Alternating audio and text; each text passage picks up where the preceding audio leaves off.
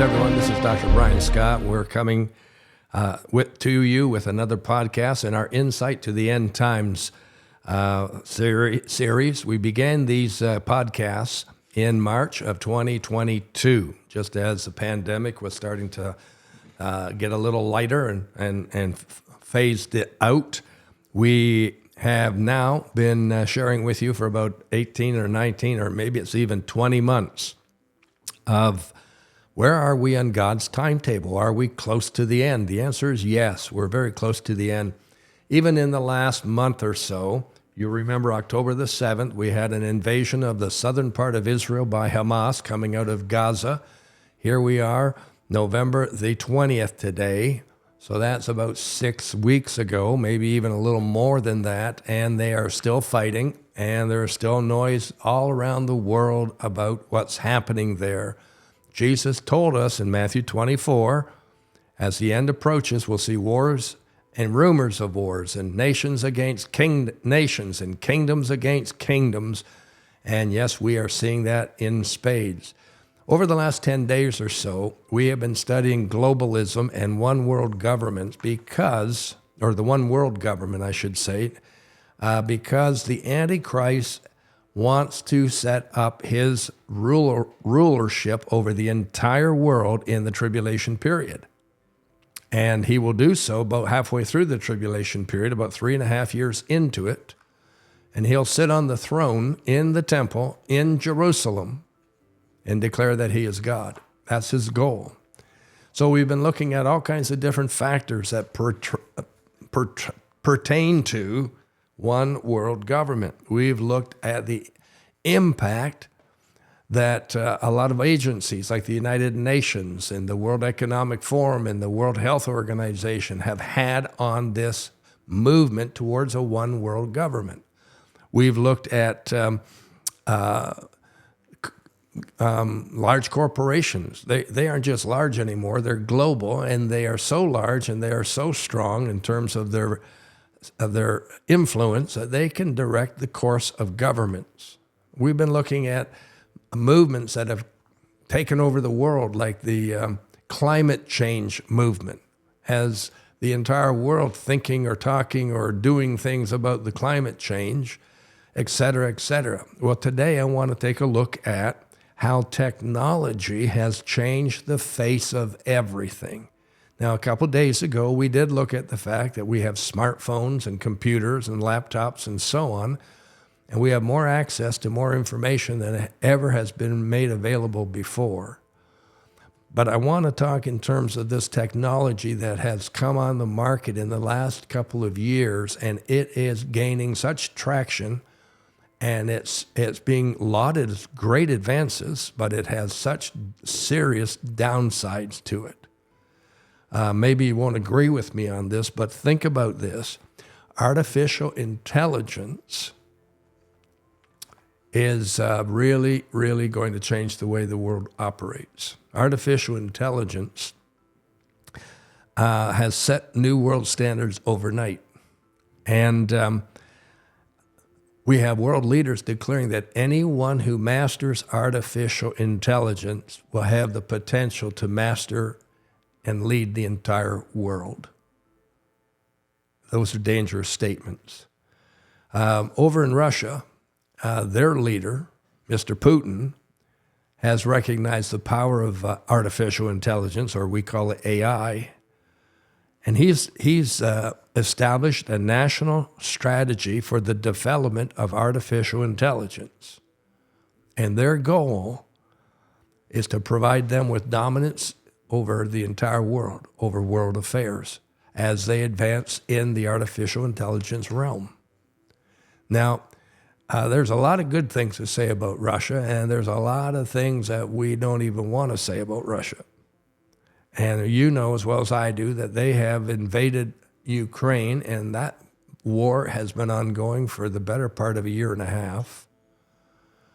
And we don't know the statistics anymore, but thousands have died. Not quite sure what the objective is there, but don't put anything past what Russia wants to do. They're referred to in the scripture as Gog and Magog, Ezekiel 38. Here's another reference. China has initiated extremely strong controls, strict controls, over every method of communication that's occurring to ensure that it meets the standards set by their ruling party, the CCP. And not only do they want to control that, but you can just read between the lines. You can read between the lines. There's a nefarious reason for this. They want to control speech, communication, and lifestyles. And with this new artificial intelligence and so on, those types of things are quite possible.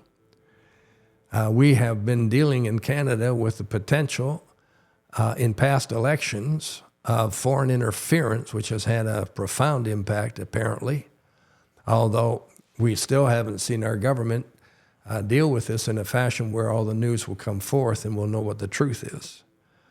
But countries all around the world, especially the ones that are not on the, what we would say, the democratic freedom side, but rather more on an authoritarian side, or a totalitarian. You know, the other day I could pronounce those words, and here today I'm tongue-tied. But the total control in these governments, it's scary. But they're using all these things like artificial intelligence to further it. And they have all kinds of cameras now that they're monitoring our movements. We have face recognition programs. There's a couple of television programs that I enjoy watching, and they're kind of in the crime drama realm. And when a crime's committed, the first thing that the leader of the investigative team says is, check all the cameras and see what's been going on. What direction did they go? What direction did the car go? Can you trace it through the entire city? We're under control. We're being controlled. Now, many people, including our podcast, we air this or we stream this through TikTok, amongst other sources. But maybe you don't realize that TikTok is really owned by a Chinese company, and they've just recently changed their privacy policies in their TikTok presentation and the way it works and operates, and it's beyond my comprehension. So let's just talk about it in mountaintop terms for a minute. But they are collecting voice prints and face prints and so on from what airs on TikTok. But the thing about China is that they have a policy that everything that they gather, all the data they gather, all the information they gather belongs to the state. It belongs to the state. So all this information that people share on TikTok, including this podcast, as they gather the information, they claim it belongs to them. And what are they going to do with all that? Is there an element of control? I think you can bet your dollar on that.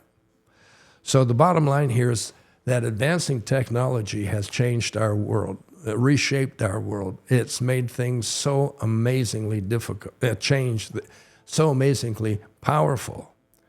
My son has traveled to conventions over into Europe in the past, and he has security cameras at his home, and he has an app on his phone.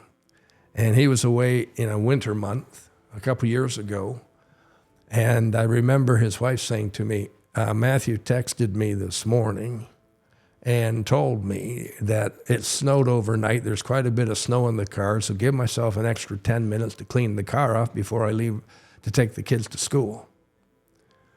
Imagine, he's halfway around the world. He's giving instructions in terms of the weather conditions back here at home. So these advancing technologies, and artificial intelligence is just one. There's many others that I won't even go into today.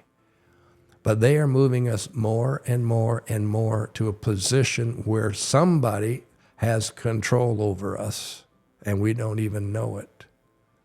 But that is the goal in the theme of the Antichrist. So it's in the spirit of the Antichrist that this is occurring. It's a sign of the very end. See you tomorrow.